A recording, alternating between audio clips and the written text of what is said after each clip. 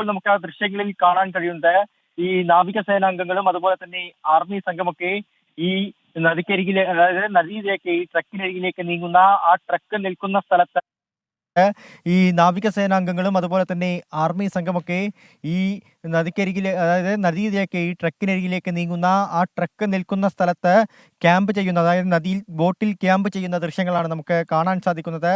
ഈ പരിശോധന വീണ്ടും ആരംഭിച്ചിട്ടുണ്ട്. സാനി എക്സ്കവേറ്റർ അത് ഈ കരയ്ക്ക് അടുപ്പിച്ച് കയറ്റി നിർത്തിയിരിക്കുന്ന ദൃശ്യങ്ങളാണ് നമുക്ക് കാണാൻ കഴിയുന്നത്. ഉദ്യോഗസ്ഥരൊക്കെ തന്നെ അവിടെ ഈ സ്ഥലത്ത് ക്യാമ്പ് ചെയ്യുന്നുണ്ട്. ഈ ട്രക്ക് മുകളിലേക്ക് ഉയർത്താനുള്ള ഒരു പദ്ധതിയാണ് ഇപ്പോൾ ആലോചിക്കുന്നത്. അതെങ്ങനെയാണ് ചെയ്യേണ്ടത്? അതായത് ഈ നദിയുടെ ഒരു അടിയൊഴുക്ക് അത് വലിയ പ്രശ്നമായി തന്നെ നിലനിൽക്കുന്നു. ഇപ്പോൾ ഈ നേവിയുടെ ഡീപ് ഡൈവിംഗ് സംഘമാണോ ലോറി കിടക്കുന്ന സ്ഥലത്തേക്ക് നീങ്ങുന്നത്?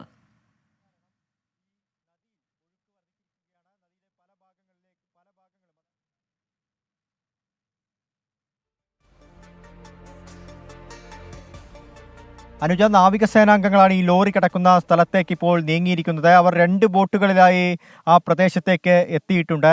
അവർ ആ പ്രദേശത്തെക്കുറിച്ച്, അതായത് അവിടുത്തെ ആ സ്ഥലത്തെ ഒഴുക്ക് മാത്രമല്ല, എങ്ങനെയാണ് ഈ ലോറിക്കടുത്തേക്ക്, അതായത് ട്രക്കിനടുത്തേക്ക് പോവുക, അതിൻ്റെ ക്യാബിൻ കടക്കുന്നത് എങ്ങനെയാണ് ഉൾപ്പെടെയുള്ള കാര്യങ്ങളൊക്കെ തന്നെ പരിശോധിക്കുകയാണ്. അതിനുശേഷം അതിനുള്ളിൽ ആളുണ്ടെങ്കിൽ, അർജുനുണ്ടെങ്കിൽ പുറത്തെത്തിക്കണം. അതിന് ഈ അടിയൊഴുക്കിനെ അതിജീവിച്ചുകൊണ്ട് എങ്ങനെയാണ് ഇതിൻ്റെ അടുത്തേക്ക് എത്തുക എന്നതാണ് പ്രധാനമായ പ്രശ്നം. ആ കാര്യം പരിശോധിക്കുകയാണ്. ഇന്നും അടിയൊഴുക്കിന് യാതൊരു വിധത്തിലുള്ള കുറവുമില്ല എന്നുള്ളതാണ്. ഈ അടിയൊഴുക്ക് കുറഞ്ഞതിന് ശേഷം പിന്നെയും നദിയിൽ വെള്ളം വർദ്ധിക്കുന്ന, അല്ലെങ്കിൽ അടിയൊഴുക്ക് കൂടുന്നൊരു സാഹചര്യമാണ് നിലവിലുള്ളത്. എന്തായാലും അർജുൻ്റെ ട്രക്കാണ് അവിടെ കിടക്കുന്നതെന്ന് സ്ഥിരീകരിച്ചിരിക്കുന്നു. റെസ്ക്യൂ സംഘം ആ കാര്യം ഉറപ്പിച്ചു. ആ കാര്യത്തിൽ ഒരു വ്യക്തത വന്നിരിക്കുന്നു. ഇനി ആ ട്രക്കിനെ മുകളിലേക്ക് ഉയർത്തണം, മുകളിലേക്ക് കയറ്റണം. ഒപ്പം അർജുന ക്യാബിൻ എങ്ങനെയാണ് കിടക്കുന്നത് എന്ന കാര്യത്തിൽ ഒരു വ്യക്തത, കുറച്ചുകൂടി വ്യക്തത വരേണ്ടതുണ്ട്.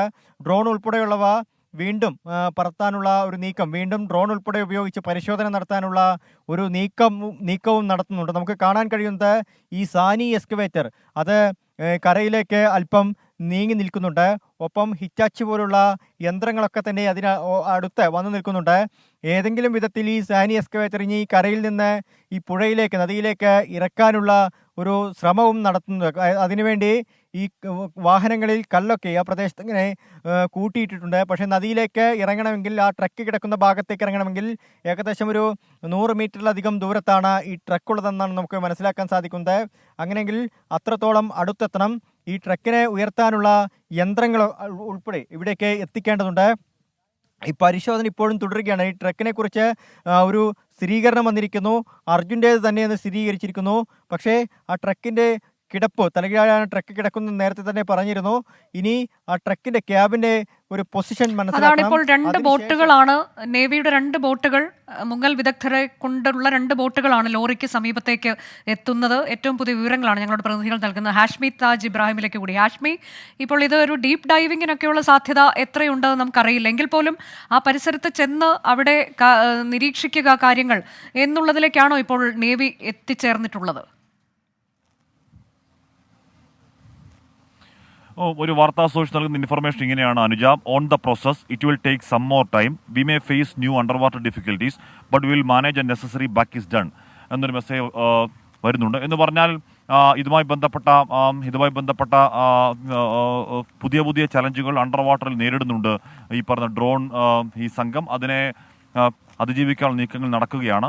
ഈ അടിയൊഴുക്ക് അതിശക്തമായി തുടരുന്നു. ഇപ്പോഴും അതിനെ ഏത് തരത്തിലാണ് മറികടക്കാൻ കഴിയുക എന്നതിനെക്കുറിച്ചുള്ള സജീവ ചർച്ചകൾ നടക്കുന്നു. കാർവാർ MLA അടക്കമുള്ളവർ ആ ചർച്ചകളിൽ സജീവ പങ്കാളിത്തമുണ്ട്, അവർ പങ്കാളികളാകുന്നുണ്ട്. എങ്ങനെയെങ്കിലും ഈ ദൗത്യം ഇന്ന് തന്നെ സാക്ഷാത്കരിക്കുക എന്നതിനെക്കുറിച്ച് ശക്തമായ ആലോചനകൾ നടക്കുകയാണ് അനുജ. പക്ഷേ ഇപ്പോഴും നേവി ഡൈവർ സംഘത്തിന് ഇതിൻ്റെ റിവർ ബെഡിലേക്ക് ചാടുക, അല്ലെങ്കിൽ ഈ ക്യാബിനുള്ളിടത്തേക്ക് ഇറങ്ങുക, അല്ലെങ്കിൽ ഡൈവ് ചെയ്ത് നോക്കുക എന്ന അവരുടെ ഏറ്റവും പ്രാഥമികമായ പരിശോധന രീതി അതുതന്നെയാണ്.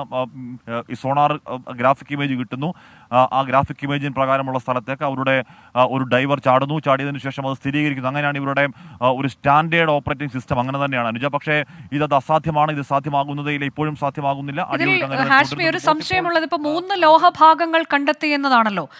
ഈ ലോഹഭാഗങ്ങൾ അടുത്തടുത്തായിട്ടാണോ കിടക്കുന്നത്, അതോ പല ഭാഗങ്ങളിലായി കുറച്ച് ദൂരെയായി ചിതറിക്കിടക്കുന്നു എന്നതാണോ? അങ്ങനെയെങ്കിൽ അത് കുറെ കൂടി വെല്ലുവിളി നിറഞ്ഞതാകില്ലേ, ലൊക്കേറ്റ് ചെയ്യുക ക്യാബിൻ എവിടെയാണ് എന്നതൊക്കെ?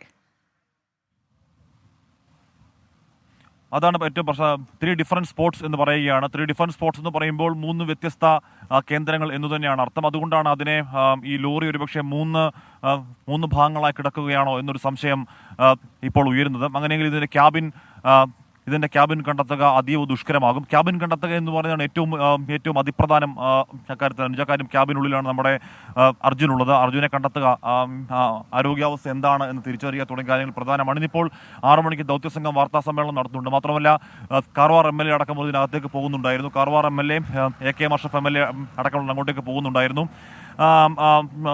അവർ തിരികെ ഇറങ്ങി വരുമ്പോൾ ഉറപ്പായും കൃത്യമായ ഇന്നലെ തന്നതുപോലെയുള്ള കൃത്യമായ ചില വിവരങ്ങൾ പറയാൻ പോകുന്നു. മാത്രം ദൗത്യസംഘം 6 മണിക്ക് മാധ്യമങ്ങളെ കാണും. ഇന്നലെ Karwar MLA, AK Ashraf MLA, Karwar SP, ജില്ലാ കളക്ടർ അടക്കമുള്ളവർ ഒരുമിച്ചാണ് മാധ്യമങ്ങളെ കണ്ടത്. സമാനമായ രീതിയിൽ ഒരു ബ്രീഫിംഗ് ഇന്ന് വൈകിട്ട് മാധ്യമങ്ങളുണ്ടാകും. അതിൽ ഏറ്റവും നിർണായകമായ ചില വിവരങ്ങൾ ഉണ്ടെന്ന് അറിയാൻ കഴിയുന്നു. അനുജ, ഇവിടുത്തെ നമ്മളിവിടെ നിൽക്കുമ്പോൾ കാണുന്ന പ്രാദേശികമായ ചില മാധ്യമപ്രവർത്തകരോട് സംസാരിക്കുമ്പോൾ അതിലൊരാൾ പറയുന്നുണ്ടായിരുന്നു, ഈ പുഴയ്ക്കടിയിൽ ഒരു ഗ്യാസ് ടാങ്കറിന്റെ ഒരു ഷാസിയും ഒരു ക്യാബിനും കൂടി കിടപ്പുണ്ട്. അതിൻ്റെ ഈ ബുള്ളറ്റ് എന്ന് പറയുന്നത് നമ്മൾ പിന്നിൽ കാണുന്ന ഭാഗം മാത്രമാണ് കണ്ടെത്താനായത് എന്ന് പ്രാദേശിക മാധ്യമപ്രവർത്തകർ പറയുന്നുണ്ടായിരുന്നു. അത് സ്ഥിരീകരിക്കാൻ കഴിയുന്ന വിവരമല്ല. എനിക്കതിൽ ഒരു ലോജിക് ഉണ്ടല്ലോ എന്ന് തോന്നിയതുകൊണ്ട് മാത്രം ഇപ്പോൾ പറയുന്നത് ഉള്ളൂ. ആ പ്രാദേശിക മാധ്യമപ്രവർത്തകൻ അവിടെ അദ്ദേഹത്തിന് ചാനൽ വാർത്ത ഞാൻ പങ്കുവയ്ക്കുകയായിരുന്നു. ഈ പറയുന്ന ഒരു ഷാസിയും ആ ടാങ്കറിലൂടെ ഒരു ക്യാബിനും ഈ നദിക്കുള്ളിൽ ഉണ്ട് എന്നിങ്ങനെ പറയുകയായിരുന്നു. ആലോചിച്ചപ്പോൾ അത് ലോജിക്കുണ്ട്. കാര്യം കണ്ടെത്തിയപ്പോൾ ഒരു ടാങ്കറിലൂടെ ബാക്കിൽ കാണുന്ന ഈ ബുള്ളറ്റ് എന്ന് പറയുന്ന ഭാഗം മാത്രമാണ് കണ്ടെത്താൻ കഴിഞ്ഞത്.